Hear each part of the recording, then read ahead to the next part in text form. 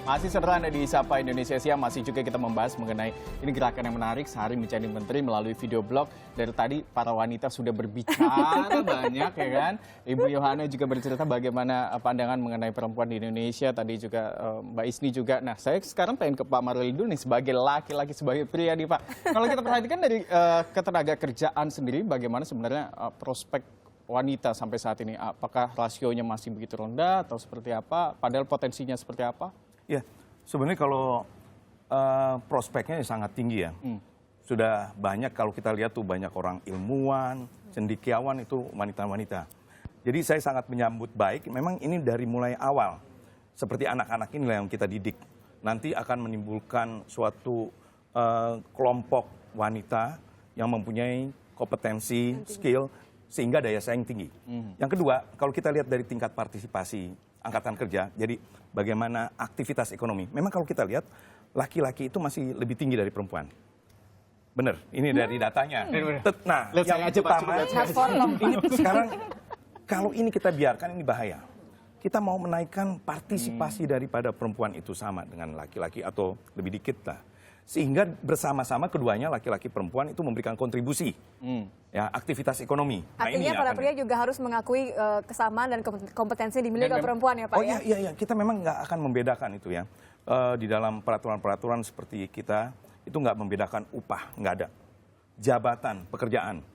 Kalau dia skillnya sama, ya harusnya upahnya sama. Jadi tidak berdasarkan gitu ya. gender, tapi nggak berdasarkan ada diskriminasi. Dari sekarang tidak ada dari diskriminasi, dulu itu poin pentingnya. Ya. Tapi ini yang menjadi menteri katanya cuma cewek-ceweknya doang, Mbak Isni. Ini seperti apa nih? Cowok-cowoknya gimana? Jadi laki-lakinya bukan berarti tertutup kesempatan bagi mereka untuk ikutan kompetisi ini, kompetisi video blog. Karena laki-lakinya akan menggantikan posisi Pak Maruli nantinya. Laki-lakinya tetap betul. ya, bisa join ya. Okay. Tetap, jadi laki-laki bisa jadi deputi atau menjadi dirjen. Tetapi yang menjadi menterinya memang kita memilih lebih kepada perempuan. Karena ini dalam rangka peringatan Hari Internasional Anak Perempuan. Berarti Bu Yohana nanti, saya kira tadi Bu Yohana selama 1 hari digantikan akan ke salon dulu. Nggak, jadi langsung tetap mengawasi ya. Mengawasi satu tim ini untuk... apa nih Bu kira-kira? Apa yang akan mereka lakukan dalam sehari ini? Saya pikir pada saat itu kita akan melihat bagaimana mereka melakukan role play. Role play itu seperti simulasi gitu, bagaimana menjadi seorang menteri. Jadi ada yang menjadi menteri, ada yang menjadi dirjen, deputi, sekretaris menteri. Berarti mereka akan rapat atau akan turun ke lapangan atau ngapain dalam 1 hari itu Bu? Iya, pada saat itu saya juga akan memberikan arahan kepada mereka dulu bagaimana menjadi menteri itu seperti apa. Dari kegiatan saya setiap hari menangani kementerian yang besar ini, itu saya akan bagikan ke mereka pengalaman saya dan saya mengharapkan mereka itu bisa simulasikan atau ya role play lah. Jadi diceritakan bagaimana sehari menjadi menteri, bagaimana keseharian sebagai menteri. Bocoran sedikit seperti apa sih jadi menteri, Bu? Bocorannya itu ya maksudnya kalau pas sibuk sekali pagi-pagi bangun, setelah itu karena waktu sudah cukup mendesak, akhirnya make up-nya di dalam mobil itu. Oh, itu salah satunya ya. Kalau itu kalian tersendiri ya Bu ya, langsung pakai kaca. Oke. Tapi kalau mengenai isu, pasti kan anak-anak ini karena tadi akan ada laporannya. Ada pemilihan satu isu kah mungkin yang menjadi prioritas kalau untuk di Kementerian Pemberdayaan Perempuan dan juga Perlindungan Anak?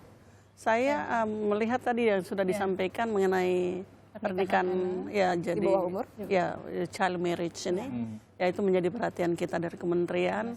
Kita berusaha supaya anak-anak ini adalah aset yang harus kita jaga. Kita menyerukan kepada seluruh masyarakat terutama keluarga-keluarga untuk bisa menjaga anak-anak mereka, jangan dibiarkan untuk menikah di usia muda. Berikan kesempatan sebanyak-banyaknya untuk mereka bersekolah karena itu adalah hak-hak anak yang harus dijaga, bersekolah, bermain, berkreatif. Nah, jadi itu kita jaga betul supaya anak-anak itu bisa menonjolkan potensi mereka mengarah ke situ. Bagaimana mereka juga menyebarkan informasi sosialisasi ke masyarakat supaya sadar dan punya hati untuk menyelamatkan anak-anak ini, karena kita harus selamatkan. Kalau tidak salah itu masa depan kita bisa mati itu kalau anak-anak ini tidak diselamatkan. Jadi menjadi, katakanlah apapun yang mereka inginkan ya, menjadi menteri, menjadi Dirjen, deputi segala macam tadi. tetap ya, Masih ada laki-lakinya. Artinya kita semua berada di sini melakukan gerakan ini untuk membantu tadi. Caranya adalah ikut kompetisi tadi, vlog kompetisi tadi ya. video blog. Kita punya salah satunya nih. Kita mau lihat seperti apa ya. Boleh. Kalau yang pengen ikutan, contohnya dari video blog atau vlog yang dikirimkan ke Plan Internasional Indonesia. Ini kita tampilkan salah satunya. Aku Nurul, saat ini aku duduk di semester 3 jurusan komunikasi Universitas Diponegoro, Jawa Tengah. Aku udah mendukung Plan International Because I'm a Girl campaign sejak tahun 2012 dan semoga harapanku anak-anak di semua negara dapat terhindar dari kekerasan seksual dan juga pernikahan usia anak. Saya Andini Putranti, mahasiswi semester 5 di Jakarta. Saya dan banyak teman yang lain mendukung Because I'm a Girl Movement. Ayo semuanya kita dukung gerakan ini bersama-sama. Tadi targetnya, ini terakhir Bu Yohana, tadi kalau targetnya salah satunya adalah bagaimana kita pemenuhan SDG ya, Standard Development Goal ini. Bisa diceritakan lebih lanjut sedikit saja Ibu? Langsung saya. Ya, kalau presiden kami waktu itu diwakili oleh Bapak Yusuf Kalla, langsung saya juga pas mendampingi mencanangkan ada 5 minute statement di PBB yang mencanangkan bahwa kita Indonesia ini juga masuk dalam 10 negara besar yang membawa perempuan-perempuan kita ini ke planet 50-50 2030. Ada 17 indikator. Indikator kelima adalah gender equality, kesetaraan gender. Jadi Indonesia sudah diperhitungkan sekarang ini mengapa dipilih karena number 1 Muslim country di dunia, toleransi tinggi, perempuan-perempuan di Indonesia sudah cukup maju, dan itulah oleh karena itu perhatian kami di kementerian untuk melibatkan sebanyak mungkin perempuan-perempuan Indonesia dalam semua aspek pembangunan. Dan sekarang kami sedang mengarah ke situ. Pak Presiden atau mungkin Pak Wakil Presiden akan berangkat ke New York dalam bulan ini untuk kampanye laki-laki untuk perempuan, He for She campaign. Di situlah yang tadi dikatakan oleh Bapak kita bahwa perempuan sudah harus dibawa dan laki-laki sudah saatnya memberikan kesempatan kepada perempuan, peluang dan akses. Perempuan harus Jangan sadar. mendominasi semua.